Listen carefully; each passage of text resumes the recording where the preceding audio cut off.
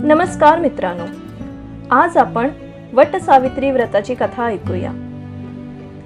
हिंदू पंचांगातील ज्येष्ठ महिन्यात येणारी पौर्णिमा हा दिवस वट पौर्णिमा म्हणून साजरा केला जातो।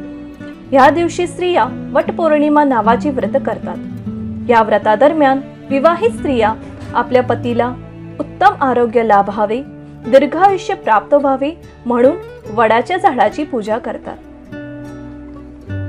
ज्येष्ठ शुद्ध त्रयोदशी पासून पौर्णिमेपर्यंत हा त्रिरात्र व्रत करावे असे सांगितलेले आहे। 3 दिवस उपवास करणे अशक्य असले त्यांनी फक्त पौर्णिमेलाच उपवास करावा।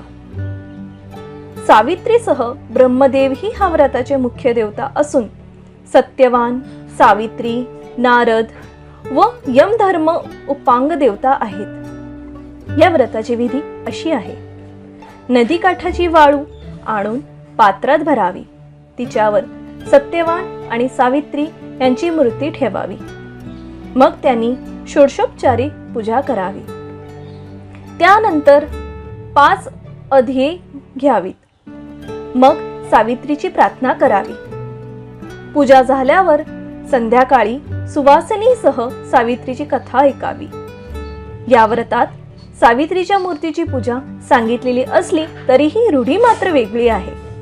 या व्रतामागे एक पारंपरिक सावित्री आणि सत्यवान यांची पौराणिक आख्यायिका सांगितली जाते। अनेक वर्षापूर्वी भद्र देशात अश्वपती नावाचा राजा राज्य करीत होता। त्याला सावित्री नावाची कन्या होती।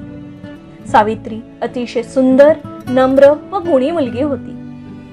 सावित्री उपवर झाल्यावर राजाने तिलाच आपला पती निवडायची परवानगी दिली। सावित्रीने सत्यवान नावाच्या राजकुमाराची निवड केली। सत्यवान हा शाल्य राज्याचा धूम्रसेन नावाच्या अंध राजाचा मुलगा होता। शत्रूकडून हरल्यामुळे आपल्या राणी व मुलासहित राजा जंगलात राहत होता। भगवान नारदाला सत्यवानाचे आयुष्य केवळ 1 वर्षाचे असल्याचे माहीत असल्यामुळे त्यांनी त्याच्याशी लग्न करू नकोस असा सावित्रीला सल्ला दिला। पण सावित्रीने हे मान्य केले नाही। तिने सत्यवानाशीच विवाह केला व जंगलात येऊन ती नवऱ्याबरोबर सासू सासऱ्यांची सेवा करू लागली। सत्यवानाचा मृत्यू जेव्हा 3 दिवसावर येऊन ठेपला तेव्हा तिने 3 दिवस उपवास करून सावित्री व्रत आरंभिले। सत्यवान जंगलात लाकडे तोडण्यास निघाला असता सावित्री त्याबरोबर गेली। लाकडे तोडता तोडता त्याला घेरी आली आणि तो जमिनीवर पडला। यमधर्म तेथे आला व सत्यवानाचे प्राण घेऊ लागला। सावित्री यमाच्या मागे आपल्या पतीबरोबर जाऊ लागली। यमाने अनेक वेळा सावित्रीला परत जाण्यास सांगितले, पण तिने साफ नकारल्याने व पतीबरोबर जाण्याचा हट्टच धरला। अखेर कंटाळून यमाने पती सोडून तिला 3 वर मागण्यास सांगितले। सावित्रीने सासू सासऱ्यांचे डोळे व राज्य परत मागितले व आपल्याला पुत्र व्हावा असाही वर मागितला। यमराजाने गफलतीत तथास्तु म्हटले तेव्हा त्याला वचनबद्ध झाल्याची आठवण झाली व सत्यवानाचे प्राण परत करावे लागले।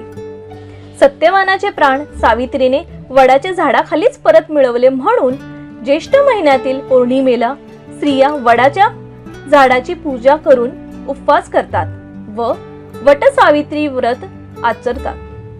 अशी ही सत्यवान आणि सावित्रीची कथा सफळ संपूर्ण।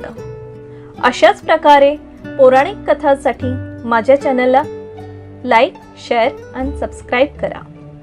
धन्यवाद।